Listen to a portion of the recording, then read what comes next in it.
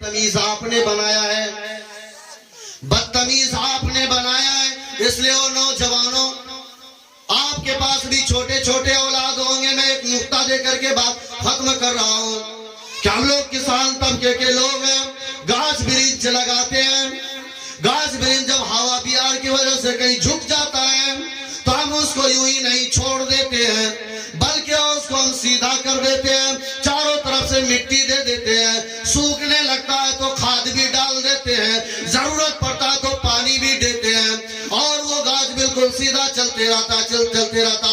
लेकिन अगर उस गाछ को यूं टेढ़ा हो गया, अगर टेढ़ा ही छोड़ दोगे, खुदा की कसम वो मोटा हो जाएगा, लेकिन वो सीधा नहीं हो पाएगा। ज्यादा उसको सीधा करने की कोशिश करोगे, अब वो दरख्त जो है टूट जाएगा, ये उखड़ जाएगा, लेकिन वो सीधा नहीं होगा। क्यों कि सीधा करने का जब समय था तो आपने सीधा नहीं किया, जब पानी देने का समय था तो आपने पानी नहीं दिया, जब खाद देने का समय था तो तब तो खाद दिया नहीं। अब जब ये मोटा हो गया तो अब किला खंबा लेके खड़ा करने की कोशिश कर रहे हो, खुदा की कसम वो उखड़ जाएगा, सीधा नहीं होगा, खत्म हो जाएगा, सूख जाएगा, लेकिन वो सीधा नहीं होगा। ऐसे ही अगर आपका बच्चा है, अभी आपके सामने गुल्ली कौरी खेलता है, आपके सामने अड्डों में बैठ करके गांजा पीता है, चरस पीता है, दारू पीता है, अभी आपके हैंड में है, अभी वो बच्चा आपके मातहत में है, अभी लाठी लेके खिदारोगे तो मारोगे तो वो भाग जाएगा, यकीनन वो अभी मातहत में है, तो यकीनन अभी संभालने का वक्त है।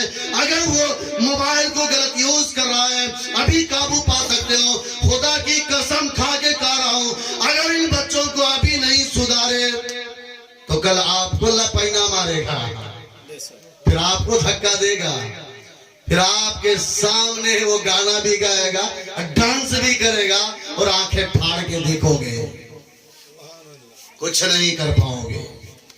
इसलिए सीधा कर लो आप बच्चे को। खाद पानी का मतलब हम समझे, खाद पानी का मतलब हाँ, बच्चा पे जब जरूरत पड़े इसके तो वो भी चलना है। अदबन मारने के लिए कहा गया है। आपका बच्चा 10 साल का हो गया, मस्जिद नहीं जा रहा है, तो माँ बाप को बच्चे को मारने का हुक्म है। मारने का हुक्म ये नहीं है कि पैना लिया जिससे अब बैल सबको डंगाते हैं और अंदर बंद कर दिए और 2 हाथ धो देना चालू कर दिए, वो जानवर वाले मारने को नहीं कहा है। हाँ, इस अंदाज में मारो, बच्चा तो खुदे डरते हैं। लाठी हाथ में ले लोगे तो और 4 हाथ भागते हैं, वो समझ जाएगा नहीं तो जाएगा मस्जिद, लेकिन आपने कभी इसके ऊपर कोशिशें नहीं की। तो मैं एक वाकया दे रहा था छोटा सा, वो साहबी रसूल अल्लाह के नबी के दरबार में जाते कि अल्लाह के नबी, मैं छोटा से ही था, मेरे वालिद का इंतकाल हो गया। कहा ठीक है।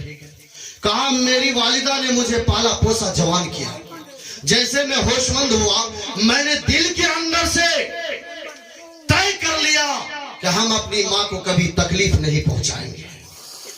मैं अपनी जिंदगी सरापा हम अपनी माँ के हवाला कर देंगे, यानी एक रत्ती तकलीफ नहीं होने देंगे। ऐ अल्लाह के नबी, इसी तरीके से मामला चलता रहा। अचानक जो है जिहाद का हुक्म हो गया। अब एक तरफ जिहाद है तो एक तरफ मेरी माँ है, मैं माँ को भी नहीं छोड़ सकता और इधर जिहाद को भी नहीं छोड़ सकता। समझ दे, एक तरफ माँ है, एक तरफ जिहाद है, मैं जिहाद को भी नहीं छोड़ सकता, मैं अपनी माँ को भी नहीं छोड़ सकता। तो मैं क्या किया कि अपने बाजू तले में अपनी माँ को ले लिया और जिहाद के मैदान में चला गया। जब नमाज का वक्त होता था तो मैं अपनी वालिदा को वजू बनाता था, वजू करवाता था, नमाज अदा करवाता था, और उसके बाद फिर मैं जिहाद के मैदान में चला जाता। इस तरीके से मैं अपनी माँ का सेवा करते करते वो वक्त भी आ गया, वो टाइम भी आ गया कि मेरी वालिदा इस दुनिया पानी से कूच कर गई, इंतकाल कर गई। तो मैं अपनी वालिदा को मैंने गुस्ल दिया, और उसके बाद जो मैं अपनी वालिदा के जनाजे की नमाज को अदा किया, हत्ता के कब्र में भी मैं अपने हाथों से अपनी माँ को कब्र में डाला, और उसके बाद बाहर आया। ए अल्लाह نبی اب تو بتا دیجئے کیا میں اپنی ماں کے حق کو ادا کیا یا نہیں کیا؟ تب جا کے سرکار مدینہ احمد مصطفیٰ محمد مصطفیٰ صلی اللہ علیہ وسلم نے ارشاد فرمایا، او میرے صحابی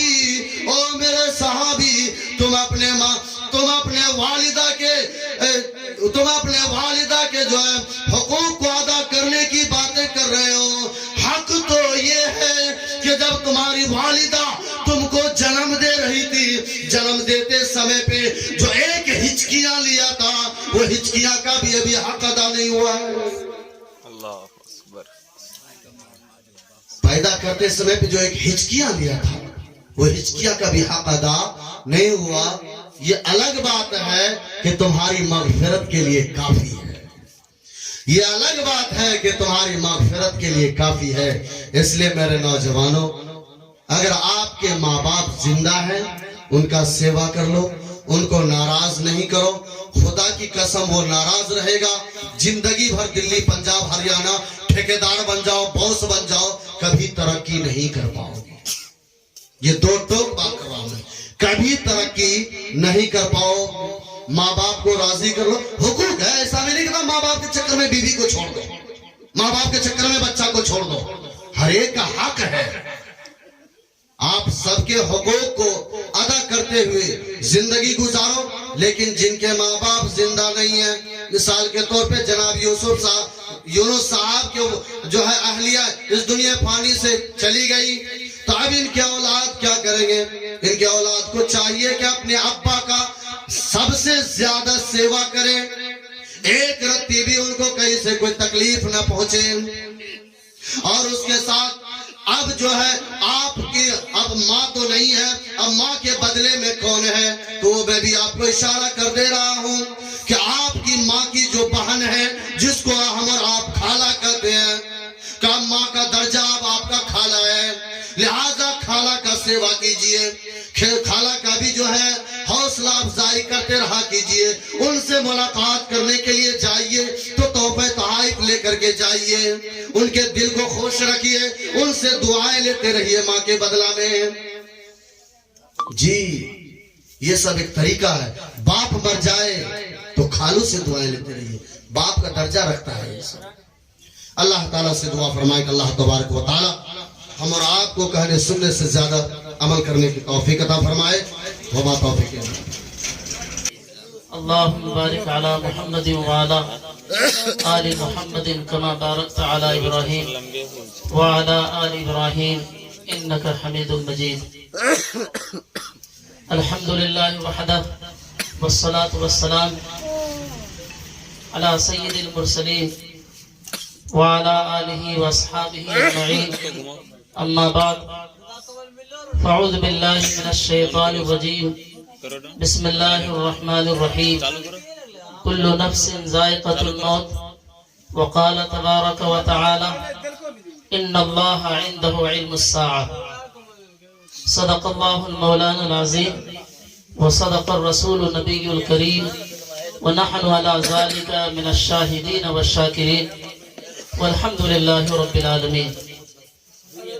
معزز حاضرین، بزرگوں اور دوستوں، ابھی ہمارے درمیان بہت قیمتی اور اچھی نصیحتیں آئی ہیں۔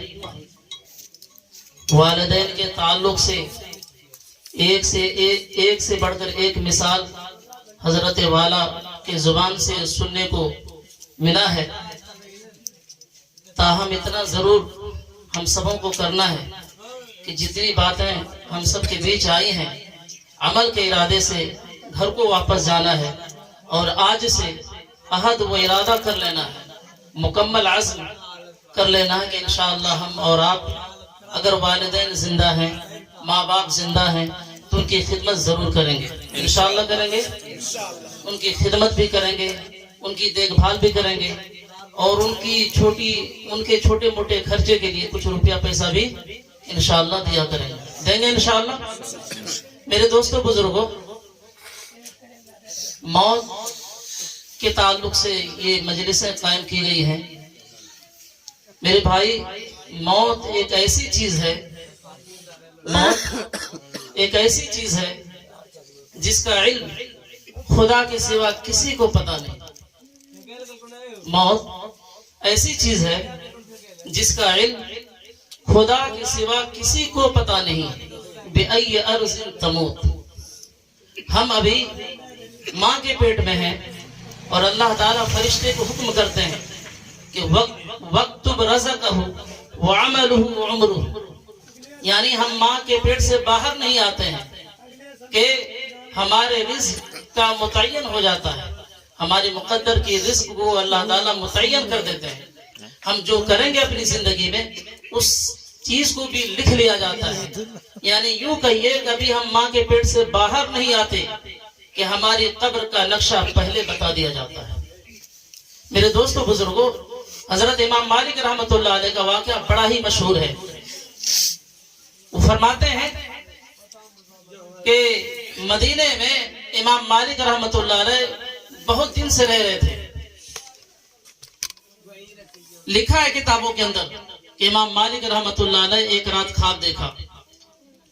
خواب کیا دیکھا میرے دوستو بزرگوں؟ کہ حضور اکرم صلی اللہ علیہ وسلم اس کو نظر آئے کہ یوں کہیے کہ حضرت امام مالک رحمۃ اللہ علیہ نے خواب میں حضور پاک صلی اللہ علیہ وسلم کی زیارت کی. حضرت امام مالک رحمۃ اللہ علیہ حضور اکرم صلی اللہ علیہ وسلم کو خواب میں دیکھ کر بہت زیادہ خوش ہوئے، بہت زیادہ خوش ہوئے. اور خوشی کے عالم میں حضرت امام مالک رحمۃ اللہ علیہ نے حضور پاک صلی اللہ علیہ وسلم سے عرض کیا کہ یا رسول اللہ صلی اللہ علیہ وسلم، میں مدینہ میں 17 سال سے رہ رہا ہوں، میں مدینے میں 17 سال سے رہ رہا ہوں. آپ مجھے بتا دیجئے کہ میری موت کب آئے گی. اللہ اکبر. میرے دوستو بزرگوں، ہر آدمی کی خواہش یہ ہونی چاہیے اور ہر آدمی کی نیت بھی یہ ہونی چاہیے کہ یا اللہ میری موت آئے تو مدینے میں آئے. اللہ اکبر. تو حضرت امام مالک رحمۃ اللہ علیہ نے فرمایا، عرض کیا یا رسول اللہ صلی اللہ علیہ وسلم، میں مدینہ میں 17 سال سے رہ رہا ہوں، آپ مجھے بتا دیجئے کہ میری موت کب آئے گی.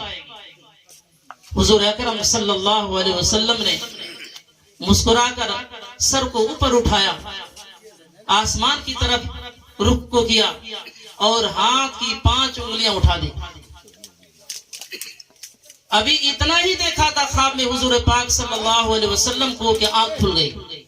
حضرت امام مالک رحمۃ اللہ علیہ جاگ گئے لیکن پریشان ہو گئے، حیران ہو گئے کہ بھائی اللہ کے نبی صلی اللہ علیہ وسلم خواب میں نظر آ گئے، اور جب ہم نے پوچھا کہ میری موت کب آئے گی تو اللہ کے نبی جناب محمد رسول اللہ صلی اللہ علیہ وسلم نے آسمان کی طرف سر کو اٹھایا اور مسکرایا اور ہاتھ کی 5 انگلی اٹھا دی. اب 5 انگلی اٹھانے سے کیا اشارہ ہے؟ اللہ کے نبی صلی اللہ علیہ وسلم ہمیں کیا اشارہ کر رہے ہیں کہ 5 انگلی سے مراد کیا 5 سال ہے کہ 5 مہینے ہیں کہ 5 دن ہیں یا 5 گھنٹے ہیں؟ میرے دوستو بزرگوں، اس زمانے میں حضرت علامہ ابن سیرین رحمۃ اللہ علیہ رحمہ جو خواب کے تعبیر کے وقت کے بڑے امام تھے. یعنی کوئی بھی آدمی کسی طرح کا بھی کوئی بھی خواب دیکھتا تو حضرت ابن سیرین رحمۃ اللہ علیہ کے پاس پہنچتے اور اپنا خواب بتاتا تو حضرت ابن سیرین رحمۃ اللہ علیہ اس خواب کی تعبیر کو بالکل صحیح بتا دیا کرتے تھے.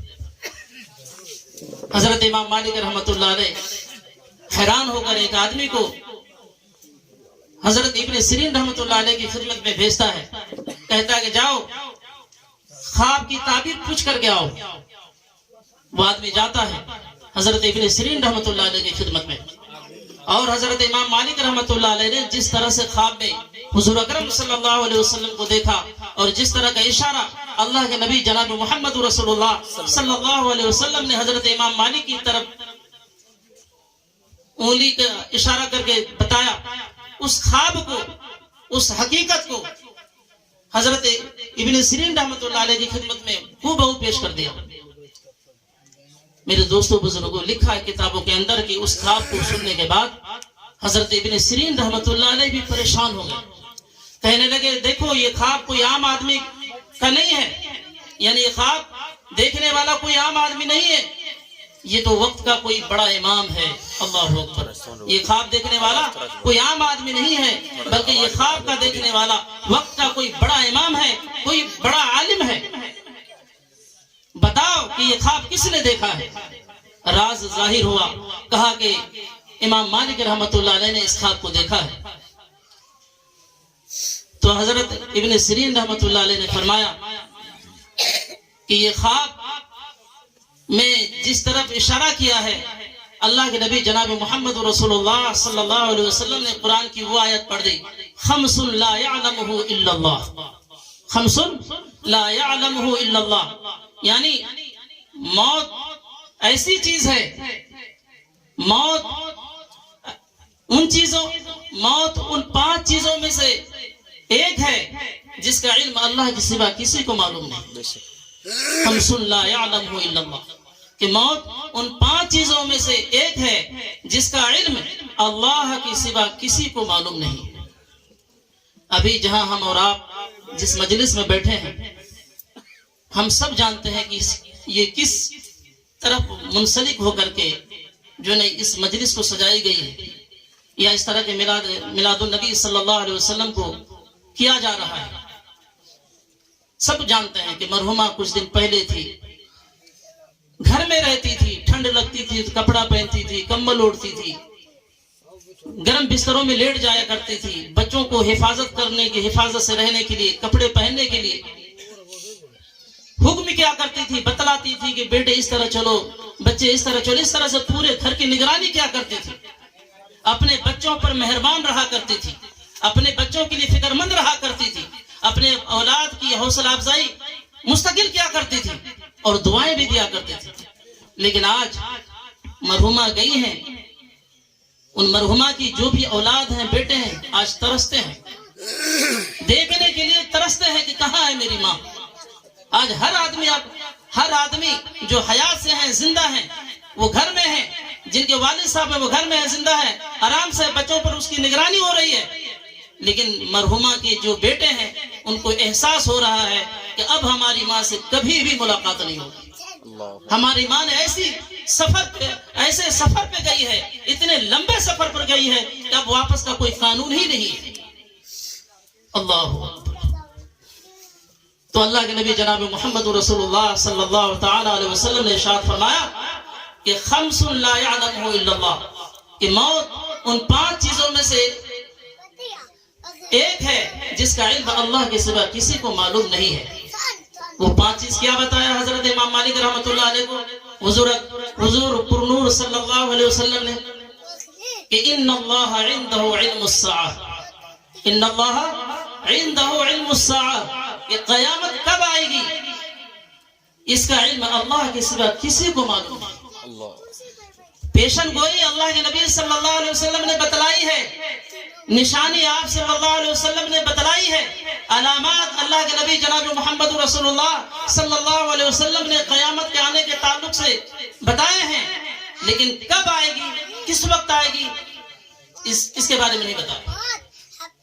اس کا علم اللہ کے سوا کسی کو معلوم نہیں۔ اگر معلوم ہوتا تو اللہ کے نبی جناب محمد رسول اللہ صلی اللہ علیہ وسلم مہینہ بھی قیامت کا آنے کا بتا دیتے، دن اور تاریخ بھی بتا دیتے، لیکن نشانی بتلائی ہے، علامات بتلائے ہیں، متعین کر کے نہیں بتلائے۔ تو اللہ کے نبی صلی اللہ علیہ وسلم نے اشارہ کر کے بتایا کہ ان اللہ عنده علم الساعہ، کہ قیامت کب آئے گی اس کا علم اللہ کے سوا کسی کو نہیں معلوم۔ آگے فرمایا کہ وَيُنَزِّلُ الْغَيْثَ، کہ بارش کب ہوگی، کس وقت ہوگی، کہاں ہوگی، کدھر سے ہوگی، اس کا رخ کیا ہوگا، اس کے حالات کس طرح ہوں گے، کسی کو نہیں معلوم سوائے اللہ کے۔ وَيُنَزِّلُ الْغَيْثَ، صحیح بات ہے۔ آج کل تھوڑا سا سائنس کا زمانہ آ گیا ہے تو کچھ باتیں سائنس کے ذریعے سے، مشینوں کے ذریعے سے معلوم ہو جاتی ہے، لیکن مکمل اس کو بھی یقین کے ساتھ جو ٹھوس خبر نہیں ملتی ہے۔ لیکن صحیح علم اللہ کے علاوہ کسی کو معلوم نہیں۔ میرے دوستوں بزرگوں، بہت سال ہو گیا اس بات کو پیپر اور اخبار میں پڑھے ہوئے، لگ بھگ 1998 کی بات ہے، ہم جب پڑھ رہے تھے مدرسے میں تو نئی دنیا ایک اخبار چھپتی تھی نئی دنیا کے نام سے، اس میں کچھ باتیں لکھی ہوئی تھی جس بات کو ناسا جو سائنٹسٹ کا جو سینئر ہے، مجھے اتنا علم نہیں ہے لیکن میں پڑھا ہوں، اس میں لکھا ہوا تھا ایران کے تعلق سے کہ ایران کا جو شہر ہے تہران، جس کو راجدھانی کہا جاتا ہے، وہاں بہت بھیانک بھوکم آنے والا ہے، بہت خطرناک زلزلہ آنے والا ہے، اتنا بھیانک ہوگا، اتنا خطرناک زلزلہ ہوگا کہ تہران کی پہچان ختم ہو جائے گی۔ اب جو بہت بڑے سائنٹسٹ ہیں جن کی بات کو دنیا مانتی ہے، اب اس نے اس طرح کا اعلان کر دیا کہ تہران کچھ دنوں میں دنیا سے ختم ہو جائے گا، نیست و نابود ہو جائے گا، تہران کا کوئی پہچان باقی نہیں رہے گا۔ لہذا ایران کی جو گورنمنٹ ہے، جو سرکار ہے، جو حکومت کے عہدیدار ہیں، اس کو چاہیے کہ اس کے بچاؤ کے لیے کچھ الگ سے انتظام کرے۔ دوسرے ہفتے میں پھر خبر آئی کہ جو تہران ہے ایران کا راجدھانی، وہاں کی جو دارالحکومت ہے وہ یعنی راجدھانی ہے، اس چیز کو شہر اصفہان منتقل کرنے کا کام شروع ہو گیا، یعنی بجائے راجدھانی جو ہے اب تہران نہ ہو کر کے دوسرے شہر اصفہان کو کر دیا۔ کام بھی شروع ہو گیا میرے دوستوں بزرگوں، اور ہم مسلسل اس بات کو جاننے کے لیے اس نئی دنیا کو پڑھتے رہتے کہ پتہ نہیں اب ایران کے تعلق سے کیا بات آ رہی ہے، اب ایران کے تعلق سے کیا بات آ رہی ہے۔ لیکن میرے دوستوں بزرگوں، سال گزر گیا، وہ تاریخ گزر گیا، لیکن شہر تہران میں نہ تو کوئی خطرناک بھیانک بھوکم آیا نہ زلزلہ، یوں کا یوں ابھی بھی شہر تہران ایران کا راجدھانی ابھی بھی برقرار ہے۔ اور اعلان کیا تھا سائنسدانوں نے کہ تہران کا جو ہے نا وجود ہی ختم ہو جائے گا، لیکن ابھی بھی باقی ہے۔ تو اس سے پتا چلا کہ جو سائنس کے ذریعے سے، جو ٹیکنالوجی کے ذریعے سے کبھی کبھی ہمیں معلوم ہو جاتی ہے کہ اب بارش ہوگی، اب دن خراب ہوگا، یہ کبھی کبھی ہوتی ہے، مستقل نہیں ہوتی ہے۔ ابھی پرسوں کا دن تھا، ہر کوئی سمجھ رہا تھا کہ دن صاف نہیں ہوگا، سورج کی روشنی ہم نہیں دیکھ پائیں گے، لیکن 2 گھنٹے کے بعد بہترین دن جو دکھائی دے دیا، دھوپ اچھی خاصی ہو، ہم لوگ محسوس کرنے لگے۔ تو یہی بات ہے۔ تو اللہ نے جو بتایا ہے کہ وَيُنَزِّلُ الْغَيْثَ، کہ بارش کب ہوگی، کس وقت ہوگی، کس سمت میں ہوگی، کس طرح کی ہوگی، اللہ کے علاوہ کسی کو علم نہیں ہے۔ آگے فرمایا وَيَعْلَمُ مَا فِي الْأَرْحَامِ، کہ ماں کے پیٹ میں بچہ ہے کہ بچی ہے، لڑکا ہے کہ لڑکی ہے، کالا ہے کہ کالی ہے، گورا ہے کہ گوری ہے، سست ہے کہ تندرست ہے، ایک ہے کہ 2 ہے، اس کا بھی علم اللہ کے سوا کسی کو نہیں معلوم۔ اگرچہ اس بات کو آج سائنس نے ثابت کرنے کی ہر ممکن کوشش کی ہے کہ مشین کے ذریعے سے یہ بات کے بارے ماں کے پیٹ کے تعلق سے بتانے کی ہر ممکن کوشش کی جاتی ہے، لیکن مشین اگر آپ استعمال نہ کریں تو وہ چیز آپ کو سمجھ میں نہیں آتی، اور کبھی کبھی مشین کے بتائی ہوئی رپورٹ بھی غلط ثابت ہوتی ہے، یہ بھی آپ کو ماننی ہوگی، بہت دیکھا گیا۔ اب اس کی بات کریں گے تو بہت لمبا وقت گزر جائے گا میرے دوستوں بزرگوں، اس لیے قرآن کریم کی جو آیت اور اللہ کے نبی جناب محمد رسول اللہ صلی اللہ علیہ وسلم نے حضرت امام مالک جو 5 انگلی بتا کر جو اشارہ کیا ہے، اس کے تعلق سے 2-3 باتیں عرض کر کے اپنی بات کو ختم کریں گے۔ اللہ کے نبی صلی اللہ علیہ وسلم نے جو اشارہ کیا قرآن کریم کی آیت پڑھ کر، وَيَعْلَمُ مَا فِي الْأَرْحَامِ، ماں کے پیٹ میں بچہ ہے کہ بچی ہے، لڑکا ہے کہ لڑکی ہے، کالا ہے کہ کالی ہے، گورا ہے کہ گوری ہے، 2 ہے کہ 1 ہے، تندرست ہے کہ سست ہے، اس کا بھی علم اللہ تعالیٰ کے سوا کسی کو نہیں معلوم۔ آگے فرمایا کہ وما تدری نفس ماذا تکسب غدا، اللہ وما تدری نفس ماذا تکسب غدا، کہ تم کل کیا کرو گے، کس طرح رہو گے، مرو گے کہ بچو گے، کہ اچانک تمہارے ساتھ حادثہ ہونے والا ہے، کل تمہارا ایکسیڈنٹ ہوگا کہ تم صحیح سالم رہو گے، کل کس وقت تم کھانا کھاؤ گے، کیا کرو گے، تمہیں نہیں معلوم ہے، یہ بھی معلوم اللہ کو ہے۔ وما تدری نفس ماذا تکسب غدا، کل ہمارا خیال ہوتا ہے بھائی ہم کو گھر جانا ہے، موقع اور محل ہموار نہیں ہوتا، بس گھر جانے کے بجائے کہتے آج تو کچھ کام نہیں ہو پایا، کل نہیں پرسوں جائیں گے. اور یہ بات ہر کسی سے ہوتا ہے، کہتے بھائی کل ہم کو کھیت لگانا ہے، بعض دفعہ تو ہو جاتی ہے لیکن بعض دفعہ نہیں بھی ہوتی ہے. اس سے پتہ چلتا ہے قرآن کریم کی آیت کے ذریعے سے کہ وَيَعْلَمُ وَمَا تَدْرِي نَفْسٌ مَاذَا تَكْسِبُ غَدًا، کہ تم کل کیا کرو گے، کس طرح رہو گے، مرو گے کہ بچو گے، کیا کرو گے، یہ بھی علم اللہ کے سوا کسی کو معلوم نہیں. آگے فرمایا کہ وَمَا تَدْرِي نَفْسٌ بِأَيِّ أَرْضٍ تَمُوتُ. اصل میں مجھے اسی بات کو کہنا تھا کہ وَمَا تَدْرِي نَفْسٌ بِأَيِّ أَرْضٍ تَمُوتُ، کہ تمہیں موت کہاں آئے گی، کس حالت میں آئے گی، کس طرح آئے گی، کس وجہ سے آئے گی، اس کا بھی علم اللہ کے سوا کسی کو معلوم نہیں. یہ مرحومہ بیچاری تھی، انہیں معلوم نہیں تھا کہ سن 2022 میں ہم اس دنیا سے رخصت ہو جائیں گے، اس سال میں ہم انتقال کر جائیں گے، اس دن میں اس شام میں ہمارے ساتھ اس طرح کا حادثہ ہو جائے گا. نہیں معلوم تھا، اگر معلوم ہوتا تو وہ دروازے پر روڈ کے کنارے پہ نہیں بیٹھتی، پہلے سے ہوشیار ہو کر کے چاقو چوبند ہو کر کے اپنا جگہ دوسرے جگہ منتقل کر لیتی. معلوم نہیں تھا، اگر معلوم ہوتا تو کر لیتا. تو وہی ہے کہ وما تدری نفس بأي أرض تموت، کہ تمہیں موت کب آئے گی، کس طرح آئے گی، کہاں آئے گی، کس حالت میں آئے گی، کیا رخ ہوگا، یہ بھی اللہ کے علاوہ کسی کو معلوم نہیں. میرے دوستوں بزرگوں، جب یہ بات ہم جانتے ہیں، سمجھتے ہیں، لوگوں سے سنتے ہیں کہ موت کے بارے میں معلوم نہیں کہ کب مریں گے، تو کیوں نہ ہم موت کی تیاری کریں. کسی کو معلوم نہیں. ابھی تو موبائل کا زمانہ ہے، واٹس ایپ پر آج تو بڑا بھیانک دیکھے ہم نے، سب لوگ دیکھتے ہیں فلاں جگہ حادثہ ہو گیا، فلاں گاڑی سے ایکسیڈنٹ ہو گیا، فلاں ہو گیا، فلاں ہو گیا، فلاں ہو گیا. دنیا بھر کی رپورٹ اور خبریں ہم پڑھتے رہتے ہیں، دیکھتے رہتے ہیں. اللہ اکبر. تو ہم کیوں نہیں اپنے آپ کو موت کے لیے تیار ہوتے ہیں؟ آج ہم لوگوں کو موت سے ڈر لگتا ہے، مرنے سے ہم گھبراتے ہیں، لیکن جو مومن ہوتا ہے، جو سچا پکا خدا کا فرما بردار ہوتا ہے، انہیں موت سے ڈر نہیں لگتا، انہیں موت سے ڈر نہیں لگتا.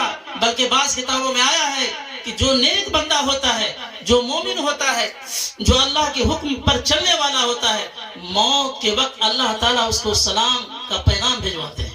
فرشتے سے کہتے ہیں کہ میرا پہلا محبوب بندہ ہے، جاؤ ان کے روح قبض کرنے سے پہلے میرا سلام کہہ دینا. اللہ اکبر. ویسا بھی انسان ہم لوگ تو زیرو بھی نہیں. میرے دوستوں بزرگوں، ہم لوگ کہاں خوش نہیں ہیں. ایسے بھی لوگ میں ہیں دنیا کے اندر جن سے اللہ اتنا خوش ہے، اتنا راضی ہے کہ مرنے کا جب وقت قریب آتا ہے تو فرشتے کو اللہ تعالیٰ کہتے ہیں جاؤ ان کے روح قبض کرنے سے پہلے میرا سلام کہنا. اللہ بہت سارے آتے ہیں. اور جو نیک ہوتے ہیں، جو اللہ کے حکم پر چلنے والے ہوتے ہیں، نماز کے پابندی سے پڑھنے والے ہوتے ہیں، مسجد کے جانے آنے والے ہوتے ہیں، جب اس کے موت کا وقت قریب آتا ہے تو فرشتے آتے ہیں اور سلام کہتے ہیں اور کہتے ہیں گھبراؤ نہیں، اس دنیا سے جب جاؤ گے تو اللہ تعالیٰ سے ملاقات ہو جائے گی. اللہ اکبر. اور ظاہر سی بات ہے کہ موت کے علاوہ کوئی اور دوسرا راستہ نہیں ہے کہ جس راستے پر چل کر ہم اور آپ اللہ تعالیٰ سے ملاقات کر لیں. اگر اللہ تعالیٰ سے ملاقات کرنی ہے تو مرنا ضرور ہے. اور مرنے سے وہ آدمی ڈرے گا جو اللہ کے حکم پر نہیں چلے گا. جو آدمی اللہ کے حکم پر چلے گا اسے موت سے ڈر نہیں لگے گا. میرے دوستوں بزرگوں، وہ کتابوں کے اندر واقعہ لکھا ہوا ہے حضرت ابراہیم علیہ السلام کا. حضرت ابراہیم علیہ السلام کا وقت جب قریب آیا، اللہ تعالیٰ نے ملک الموت کو بھیجا کہ جاؤ میرے دوست، میرے خلیل کا روح قبض کر کے لے آؤ. ملک الموت یعنی موت کا فرشتہ حضرت ابراہیم علیہ السلام کے پاس آتا ہے اور کہتا ہے کہ اللہ نے آپ کو سلام کہا ہے اور کہا ہے کہ آپ کے روح کو قبض کر لیں. حضرت ابراہیم علیہ السلام نے جواب میں فرمایا کہ اے فرشتے، اے ملک الموت، بھلا دوست بھی دوست کے روح کو قبض کرواتا ہے؟ یعنی کیا دوست بھی دوسرے دوست کو مار سکتا ہے؟ فرشتہ حیران ہو گئے. بات تو صحیح ہے. ایک دوست جو گہری دوستی ہوتی ہے، گہرائی کے ساتھ محبت ہوتی ہے، وہ دوست کبھی بھی دوسرے دوست کو مرنا نہیں دیکھتی، یعنی مارنے کی کوشش نہیں کرتا. تو حضرت ابراہیم علیہ السلام نے کہا کہ کیا ایک دوست دوسرے دوست کو مارنا چاہتا ہے؟ ایسا ہوتا ہے کبھی؟ فرشتے حیران ہو گئے، اللہ تعالیٰ کے بارگاہ میں پہنچ چکے اور کہنے لگا فرشتہ ہے اللہ اے بار الہ، ہم آپ کے دوست حضرت ابراہیم علیہ السلام کے پاس گئے اور کہے کہ اللہ نے آپ کو سلام کہا ہے اور آپ کی روح کو قبض کرنے کے لیے ہمیں کہا ہے، حکم دیا ہے۔ تو آپ کے دوست یعنی آپ کے خلیل حضرت ابراہیم علیہ السلام کہنے لگے بھلا دوست بھی کوئی دوسرے دوست کو مارتا ہے، اب یہاں کیا کریں؟ تو اللہ تعالیٰ نے کہا اے فرشتے جاؤ، کہنا کہ کیا ایک دوست دوسرے دوست سے ملنا چاہے تو کیا دوسرے دوست انکار کر دے گا؟ پھر وہ فرشتے آئے اور کہنے لگے دیکھیے اللہ نے آپ کو سلام کہا اور کہا ہے کہ کیا ایک دوست دوسرے دوست سے ملنا چاہے تو کیا دوسرے دوست ملنے سے انکار کر سکتا ہے؟ حضرت ابراہیم علیہ السلام سمجھے، کہنے لگے جب یہ بات ہے تو ابھی جلد سے جلد میری روح کو قبض کرو۔ اللہ اکبر اللہ اکبر اللہ اکبر اللہ اکبر۔ میرے دوستوں بزرگ، آج ہم سب موت سے گھبراتے ہیں، موت کی تیاری نہیں کرتے۔ اللہ کے نبی جناب محمد رسول اللہ صلی اللہ علیہ وسلم نے ارشاد فرمایا کہ سب سے عقل مند اور محتاط آدمی وہ ہے جو مرنے سے پہلے موت کی تیاری کرے۔ کریں گے انشاءاللہ موت کی تیاری؟ کیسے کریں گے موت کی تیاری؟ سن کر کے بات ختم کرنے تک۔ دیکھیں میرے دوستوں بزرگوں، وہ ہے نا کہ آگاہ اپنی موت سے کوئی بشر نہیں، آگاہ اپنی موت سے کوئی بشر نہیں، سامان ہے 100 برس کا پل کی خبر نہیں۔ آپ یہ مت سمجھے کہ ابھی تو ہم 20 سال کے ہیں، ابھی تو 60 سال کا زمانہ اور گزارنا ہے، نہیں ہو سکتا میرے دوستوں بزرگوں۔ آپ یوں نہ سمجھے ابھی تو ہماری عمر 50 سال کی ہے، نہیں، پتہ نہیں کب کس وقت کہاں آئے گی جس کا ذکر ابھی آپ نے سن لیا ہے۔ تو بہرحال لمبی گفتگو میں نہیں جانا ہے، مختصر انہی باتوں کو ہمیں بتانا تھا، چھوٹی موٹی بات، چونکہ مرحومہ اس دنیا سے رخصت ہو گئی ہے، ہم کو اور آپ کو بھی اس مرحلے سے گزرنا ہے، تو لہٰذا ہم سب کو چاہیے کہ ہم اس کی تیاری کریں۔ اللہ کے نبی جناب محمد رسول اللہ صلی اللہ علیہ وسلم ہر جمعہ کو مسجد نبوی سے قبرستان جایا کرتے تھے اور اپنے صحابہ سے فرماتے تھے کہ میرے صحابہ چلو شہر خاموشہ کی طرف چلیں، اے میرے صحابہ چلو اس شہر خاموشہ کی طرف چلیں جہاں لوگ قبر میں اندر گئے تو باہر نہیں نکلے، جو چپ ہیں تو بولتے نہیں، جو سوئے تو اٹھے نہیں، چلو دیکھا ہے۔ اللہ کے نبی صلی اللہ علیہ وسلم نے فرمایا کہ تم قبروں کی زیارت کیا کرو، تم قبروں کی زیارت کرو، قبرستان جایا کرو، اس سے تمہیں موت یاد آئے گی، اس سے تم کو اپنی موت یاد آئے گی اور تم موت کی تیاری کرنا شروع کر دو گے۔ میرے دوستوں بزرگوں، یہ چند باتیں تھیں، دعا کیجئے اللہ تعالی ہم سبوں کو کہنے سننے سے زیادہ عمل کی توفیق عطا فرمائے اور ہم میں سے ہر ایک کو چلتا پھرتا مسلمان بنائے اور مرنے سے پہلے موت کی تیاری کرنے کی اللہ تعالی ہم سبوں کو توفیق عطا فرمائے۔ وآخر دعوانا الحمدللہ رب العالمین۔ دعا میں پڑھیں، درود شریف پڑھ لیں۔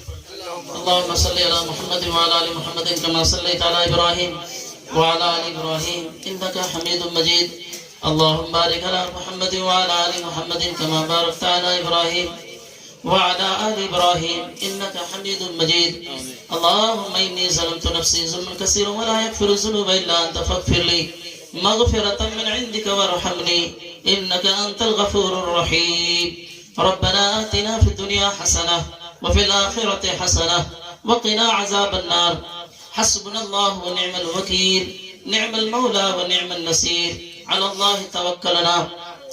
یا اللہ ابھی بہت ساری باتیں کہی گئی ہیں، مولا سب سے پہلے ہمیں ان باتوں پر عمل کی توفیق عطا فرما، اور یہاں جتنے بھی سامعین حضرات ہیں، ماں اور بہنیں سنی ہیں، یا اللہ انہیں 100% عمل کی توفیق عطا فرما۔ یا اللہ ہم سب کی اصلاح فرما، یا اللہ ہم سب کی اصلاح فرما، آمین۔ یا اللہ ہم سب کو دین کے داعی اور شیدائی بنا، آمین۔ صراط مستقیم پر چلنے کی توفیق عطا فرما۔ آمین۔ یا اللہ ہم سبوں کو مرنے سے پہلے موت کی تیاری کرنے کی توفیق عطا فرما۔ یا اللہ موت کی تیاری کرنے کی توفیق عطا فرما۔ یا اللہ موت کی تیاری کرنے کی توفیق عطا فرما۔ یا اللہ ہم سبوں کو آخرت کی تیاری کرنے کی توفیق عطا فرما۔ یا اللہ ہم سبوں کو گناہوں سے بچنے کی توفیق عطا فرما۔ یا اللہ ہم سبوں کو یا اللہ زبان کا صحیح استعمال، آنکھوں کا صحیح استعمال، کانوں کا صحیح استعمال، ہاتھوں کا صحیح استعمال، پیروں کا صحیح استعمال کرنے کی توفیق عطا فرما۔ یا اللہ ہم سب کے دل میں اپنی محبت پیدا فرما، یا اللہ ہم سب کے دل میں اپنی محبت پیدا فرما، یا اللہ ہم سب کے دل میں اپنی محبت پیدا فرما، یا اللہ ہم سب کے دل میں حضرت محمد مصطفیٰ صلی اللہ علیہ وسلم کی محبت پیدا فرما، یا اللہ ان کے نقش پاک پر ہم سب کو زندگی گزارنے کی توفیق عطا فرما، یا اللہ ہم سب کی ماں باپ کی مغفرت فرما، انہیں عذاب جہنم سے حفاظت فرما، جنت الفردوس میں جگہ عطا فرما۔ مولا کریم آج یہاں قرآن خانے کا اہتمام کیا گیا، قرآن پڑھانے کا اہتمام کیا گیا، یا اللہ جتنا بھی پڑھا گیا، جیسا بھی پڑھا گیا، یا اللہ پڑھنے میں یا اللہ جتنی بھی خامیاں ہوئی ہوں، کوتاہیاں ہوئی ہوں، غلطیاں ہوئی ہوں، یا اللہ تمام غلطیوں کو دور فرما، تمام غلطیوں کو معاف فرما، اور اس قرآن خوانی کا ثواب اور اس میلاد کا ثواب سب سے پہلے آقا نامدار نبیوں کے سردار احمد مجتبی محمد مصطفیٰ صلی اللہ علیہ وسلم کی روح مبارک کو پہنچا کر تمام انبیاء کرام، تمام صحابہ کرام، تمام اولیاء کرام، تمام تابعین، تبع تابعین، ائمہ مجتہدین کی روحوں کو پہنچا کر یا اللہ خاص طور سے مرحومہ جو بھی نام و مولا جو اس دنیا سے گزر چکی ہیں کسی حادثے کو لے کر، یا اللہ ان کی تمام گناہوں کو معاف فرما، یا اللہ ان کی تمام غلطیوں کو معاف فرما، یا اللہ ان کی تمام کوتاہیوں کو درگزر فرما، یا اللہ کسی حادثے کے تعلق سے یا اللہ وہ اس دنیا سے رخصت ہوئی ہے مولا، یا اللہ یا اللہ یا اللہ اس عمل کو بعض علماء نے اس حرکت کو اس طرح کے حادثات کے ذریعے سے جو انتقال کرتی ہے یا کرتا ہے، علماء نے اس کو بعض علماء نے اس کو شہید قرار دیا گیا ہے، یا اللہ اپنے کرم سے ان کی شہادت کے درجے میں لے لے، یا اللہ اپنے کرم سے ان کو اپنے شہادت کے درجے میں لے لے، یا اللہ ان کی تمام غلطیوں کو کوتاہیوں کو درگزر فرما دے، یا اللہ ان کے قبروں کو یا اللہ نور سے منور فرما دے، یا اللہ قبر کے عذاب سے حفاظت فرما دے، قبر کی تنگی سے حفاظت فرما دے، یا اللہ ان کے قبروں میں چین و سکون اور اطمینان عطا فرما دے، یا اللہ ان کے درجات کو بلند فرما دے، انہیں جنت الفردوس میں جگہ عطا فرما دے۔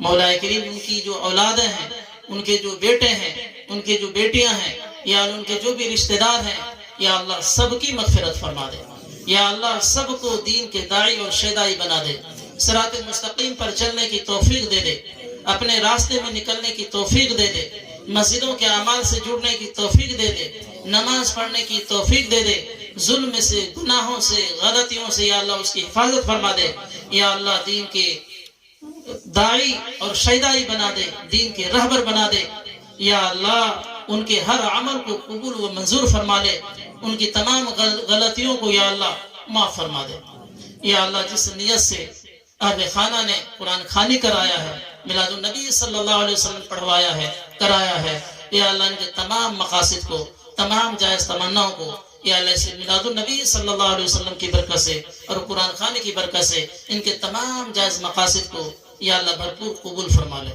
یا اللہ بھرپور قبول فرما لے، یا اللہ ہم سب بھی تیرے کرم کے محتاج ہیں، تیرے سامنے ہاتھ پھیلائے ہوئے ہیں، یا اللہ ہم میں سے ہر ایک کوئی نہ کوئی مشکل میں مبتلا ہے مولا، کسی نہ کسی مسائل سے دوچار ہے، یا اللہ ہم سب تیرے سامنے ہاتھ پھیلائے ہوئے ہیں، یا اللہ تیرے کرم کی بھیک مانگتے ہیں، یا اللہ تیرے رحم کی بھیک مانگتے ہیں، یا اللہ اپنے رحم سے، اپنے کرم سے یا اللہ ہم سب کی تمام پریشانیوں کو دور فرما، یا اللہ ہم سب کی تمام مشکلوں کو آسان فرما، یا اللہ ہم سب کے گھروں میں خیر و برکت عطا فرما، کاروبار میں ترقی عطا فرما، صحت تندرستی عطا فرما، یا اللہ اچانک ہونے والے حادثات سے یا اللہ ہم سب کی حفاظت فرما، یا اللہ جو بیمار ہیں انہیں شفا کلی عطا فرما، جو پریشان ہیں یا اللہ ان کی پریشانیوں کو دور فرما، یا اللہ جن کے جس طرح کے بھی جائز مقاصد ہیں یا اللہ ہر ایک کے جائز مقاصد کو بھرپور قبول و منظور فرما۔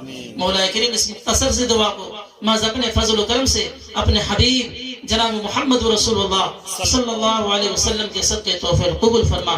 صلی اللہ تعالی علی خیر خلقہ محمد وآلہ واصحابہ واہل بیتہ اجمعین، آمین برحمتک یا ارحم الراحمین۔